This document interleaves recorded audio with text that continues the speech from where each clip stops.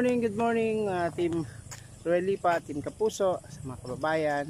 Dito po muli tayo sa ating run number 17 na po, run number 17. Yan. So 250 miles ang ating bubunuin, or ibig sabihin bubunuin ay tatapusin. Kaya takbo lang tayo para sa ating 250 miles run challenge. Sasali natin to si Doggy Doggy.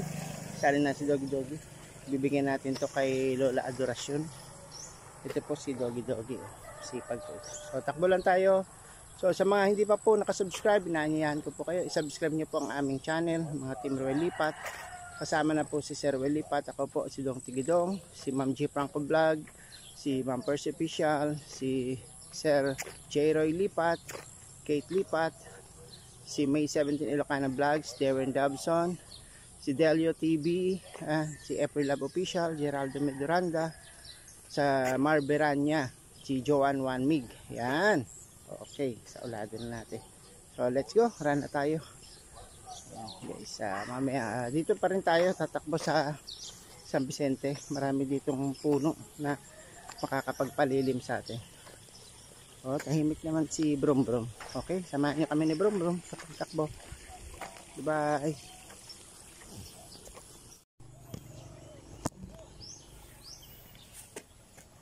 Takbo tayo guys.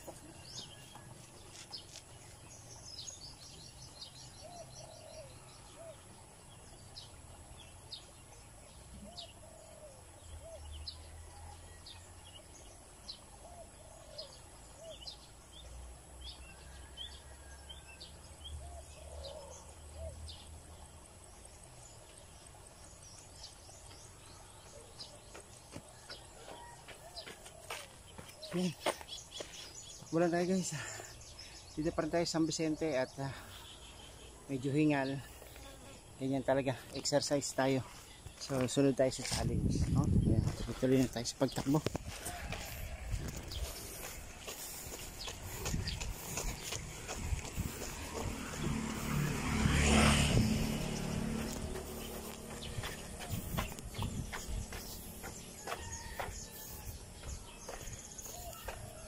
Dito sa probinsya, may mga bahay na inabandon, hindi na tinitirhan, tapos nabubulok.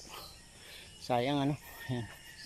Simentado pati, nadudurog na lang yung hollow block nya.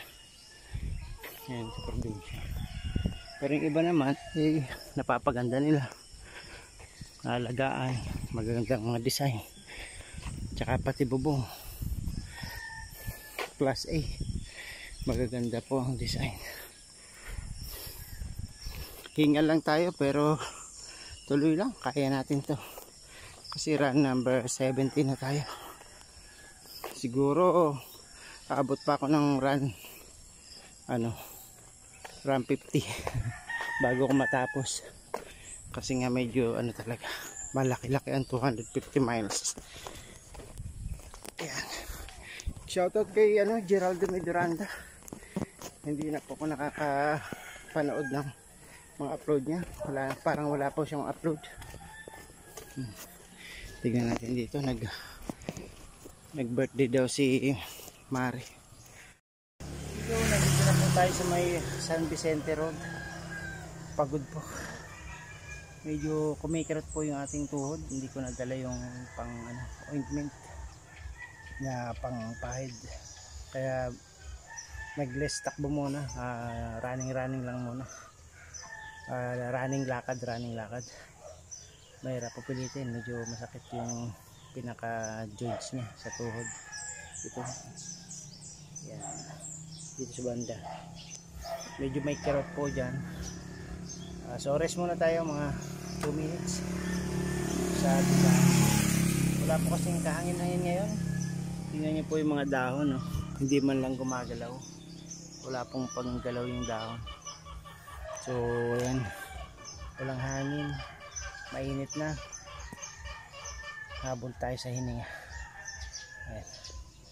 So salamat kay Sir Roel Lipat, kay Ma'am Percy, pinadala na po yung budget para sa nipa ni Catherine at Jonel.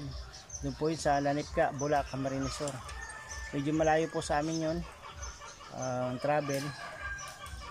Tapos ano, malayo sa Kabihasnan. So dapat magdala na doon ng materyales. Dito pa lang bumili sa Kabihasnan. Tapos dadalhin sa kanila. Okay. So yan po si Catherine, shoutout, nakapanganak na po Catherine. Nakapanak na si Catherine, isang babae. Ang pangalan po ay Camel Joy. Yan po yung update kay Catherine. So hindi pa sila nakakatira doon sa Nipa house nila. Kulang pa kasi ng bubong, wala pa din siyang makaka-assistant. So doon po siya sa lola niya ngayon tumitira sa San Jose. Baka mamaya po mapasyalan natin sila. Okay. Tapos si Ate Helen naman po ay salamat din kay Ma'am Percy. Nagpadala na po siya ng pan-therapy kay Sir Welipat. Maraming salamat sa pinadala niya pong pang-therapy. Maraming salamat po. Sana po ay tuluyan na po ang paggaling ni Ate Helen. Okay. So yan, ganyan lang muna. Maya po ay takbo ulit tayo. See you. So yun, San Vicente pa rin. Dito tayo. Pahinga tayong konti dito. Sa may zone 5. Ang ganda ng view. Ito po yung sapa. Or should I say irrigation po. Nanggagaling po itong tubig na to sa Bula. Buhi, sa Lake Buhi. Sa Lake Buhi pa ito nanggagaling. So dito po tayo standby konti. Po sa Lake Buhi. Galing po yun sa lake. Ang tubig na yan ay patubig sa buong Camarines Sur. So makita nyo po yun, no? Yung doon sa part na yan ay hinarangan ng bakal. Dito naman po ay walang harang na bakal. Malamang po dahil po sa kapag malakas po yung tubig yan galing sa taas o tubig baha para maharangan nyo kung ano man po yung kahoy o punong kahoy na ano po dyan na inaanod. Yan, pangharang po yan. Kita nyo, daming basura. Kita nyo, daming basura. Yan, naiipon yung basura.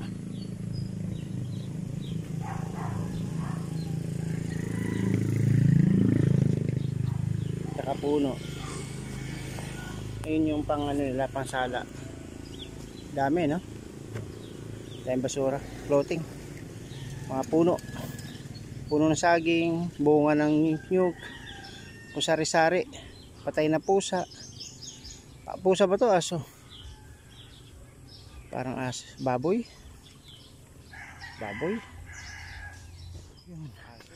Salamat dito at mga presko. O, pakita ko lang sa inyo, ang dami pong bunga nitong santol. Ayan, santol. Patangkad ng puno. Maraming laglag.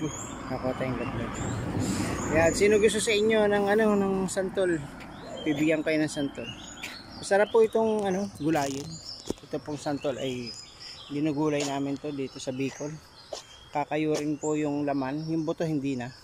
Aalisin po yung buto. Yung laman po kakayurin hanggang sa balat. Yun po yung ginagataan. Tsaka matagal po siyang masira. I-stack nyo lang po yun sa asin yung santol. At matagal kahit taon po hindi yan nasisira. Marami pong punong kahoy dito kaya masarap tumakbo. Kahit mainit na mataas na yung araw ay nakokoberan pa tayo ng shades. Lilim ng puno. Kaya tuloy lang. Sino po ang gusto sa inyo? Padadalan ko kayo ng santol. Doon din po sa bahay ay marami din santol.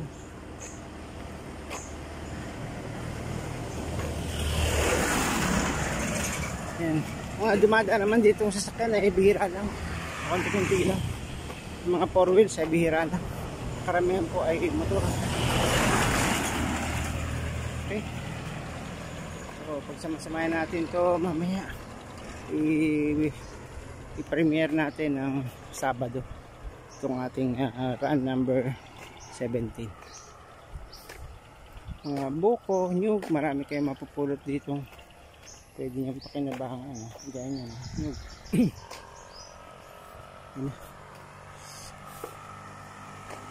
Jamingo.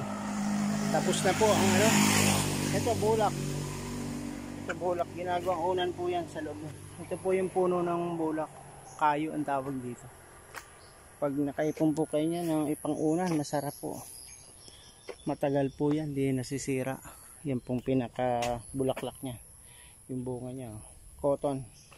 Yan po yung ginagawang cotton buds. Yan. Okay, so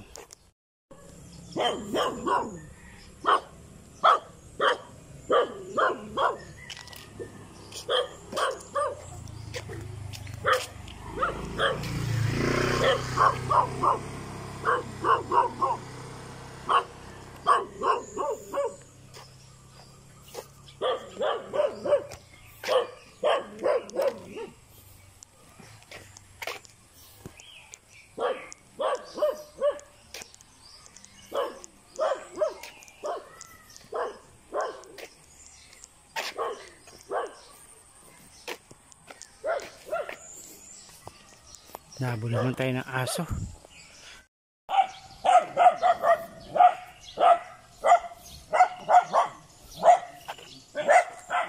Dami pong aso. Baka tayo madali. Dito po ay nahulog na din si Kapitan sa pag-iwas sa mga sa mga aso. Hello! Nakatapos na muli tayo ng ating run number 17. Yan, nakakuha po tayo ng 4.57 miles. So meron tayong 1 hour 37 minutes. So way to go. Para lang exercise. Medyo masakit lang sa sa tuhod. Tinitiis na lang natin kasi challenge nga yan. So maingay ngayon yung narinig nyo yung parang lipad ng helicopter. May nagmamakina na po dyan sa palayan. Minamakina na yung putik para i-ready nila sa tanaman. Okay, so far so good. Pawis, heartbeat, mabilis, na-exercise, labas ang pawis, susunog ang cholesterol. Yung bad cholesterol, kailangan masunog yan. Yung good cholesterol, stay natin sa katawan. Yan po yung mga payo ng mga nag-exercise, nag-jogging, nagra-running. So ano pang hinihintay nyo? Sumali rin po kayo sa 250 miles run challenge. May exercise na kayo, sunog cholesterol, good for the heart, at meron pa kayong cash na incentive kung mananalo kayo sa December po yan. Gaganapin ang grand finals at announcement ng winners. So ayan na. Let's go guys. Bye.